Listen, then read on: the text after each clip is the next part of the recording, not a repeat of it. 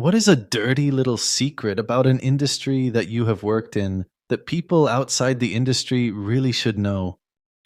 We touch your food with our hands. Weird. And yes, we wash them so often that they might fall off. That, or you get assholes that wear gloves for 12 hours and never change gloves or wash their hands. Wash the top of your cans. Mice poop on those things all the time while they are in warehouse or transit. Locksmith here. We can get into any lock door within 30 seconds. All the posturing and bringing out an impressive toolkit and hammer drill is just showmanship to prolong the call out. 30 seconds flat. Hotels don't change the comforter on the beds in between guests unless there's a noticeable stain on it. If the pillows are placed on a chair instead of on the bed at checkout, housekeeping assumes they weren't used and puts them back on the bed without changing the pillowcases. All of this is due to cutting corners in housekeeping because the keepers are under strict timers for each room, and they have an insane amount of rooms to do every day. Wash all of your new clothes. A very high percent has been worn and returned. A very popular local bakery I worked at advertised all of our baked goods were homemade. Dozens of muffins, Danish, cinnamon rolls, etc. And they were not. They all came from Cisco, frozen on sheets. Many customers would rave about the baked goods, saying they were the best they've had. God bless them. You have to know your way around healthcare to get good healthcare. What you should know: your patient rights. You can ask for a referral to a specialist. You can ask for second opinions. You can ask to see what is in your chart. Know your rights. If you have a family member in a hospital or long-term care home, please visit and be there as much as possible. When you are sick or old, you are just not able to summon the energy to be on top of med errors or even general care. The more eyes on the care and environment, the better for your family member. Advocate for your family member. Do some research too. What is the illness? What are some options? And take these to the doctor and ask if they're appropriate, with the patient's consent obviously for the patient. Follow up. If the office doesn't call you, follow up. Keep following up with offices, pharmacies, specialists, etc. until you're satisfied. If you are in the States, review your bill. Go over every item and see what can be negotiated and hound them until you feel it's fair. The squeaking wheel gets the grease. Get a job in healthcare. Not a clinician? No problem.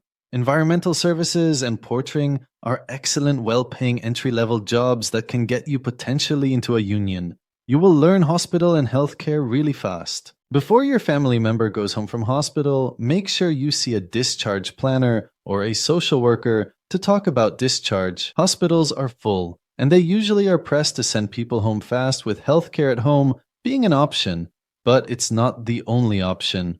Talk to the discharge planner and push back if you need to. Look up questions to ask the discharge planner. If you want the doctor to prescribe or refer something and they choose not to, you are within your rights to say, "May I have that option noted in my chart? I'd like to keep track of what I've asked you about." Innocent, right? Well, it's a good way to get the clinician to think about whether they want their rebuttal of your suggestion in the chart. If it feels wrong, please see someone else. Don't just blindly trust health professionals. They're people too. They're not magic. Some are better than others. Read clinician reviews so you at least know what to expect. There is a lot of money spent every year that decides where specific items are placed on grocery store shelves. If you're at a grocery store that's part of a chain and you look at a shelf and there's an item that's approximately at eye level, I guarantee you that the company that makes that item paid a lot of money to put them there. There's lots of weird psychological tricks that go on in terms of how stores are laid out. When the health inspector shows up, a mad scramble happens in the back to clean the kitchen while they start the inspection in the dining bar area of the restaurant. High-volume recruiters spend an average of 10 seconds looking at a resume. Not all that much of a secret, but I used to work in a peanut butter factory. We produced about 30 different store brands, ranging from very cheap to stupidly expensive. We had a grand total of 3 recipes: chunky, not chunky, and no additives. I worked at a major jewelry company in the US.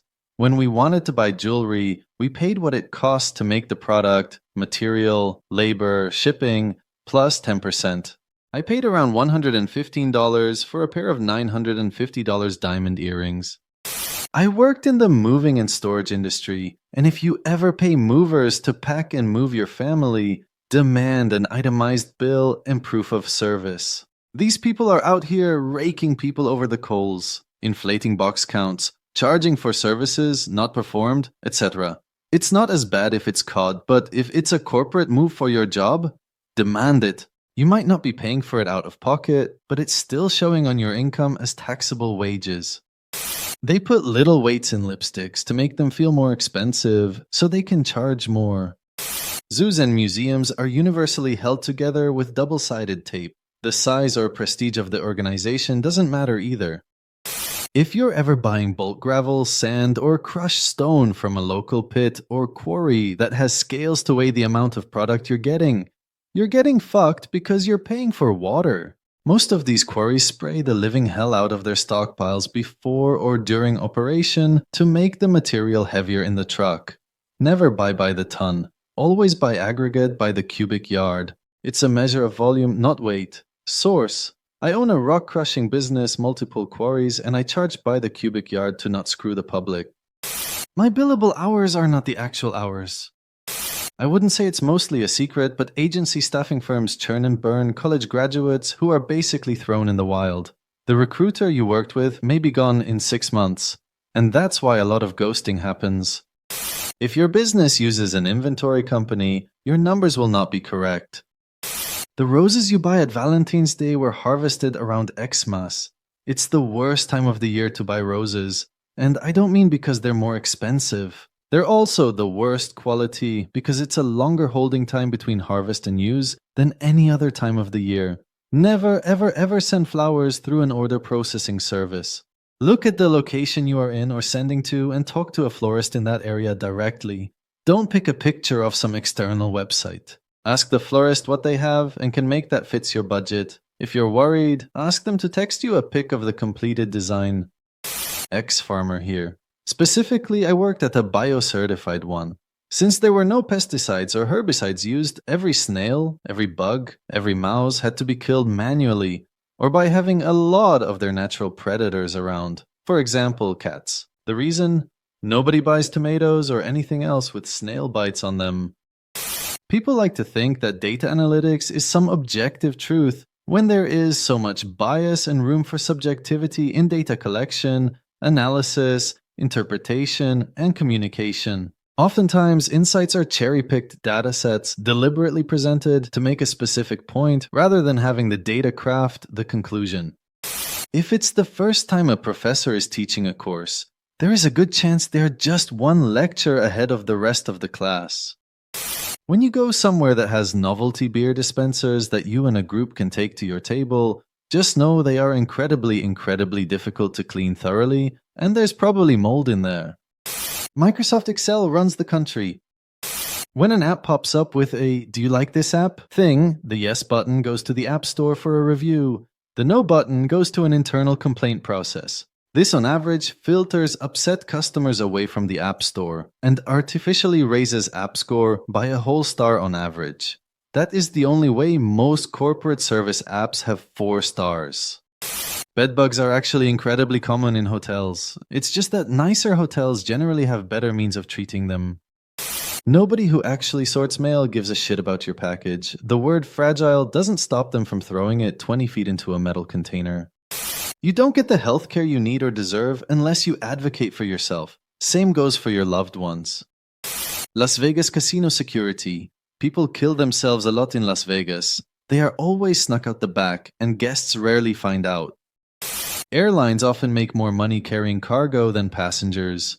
Also, they have much stricter contracts about delivering cargo on time than passengers. If a plane is overweight, they will usually remove passengers before they remove cargo. The ice cream machine is not broken. No one put it in its cleaning cycle when it needed to be, so they're locked out of it until they do the whole cleaning process.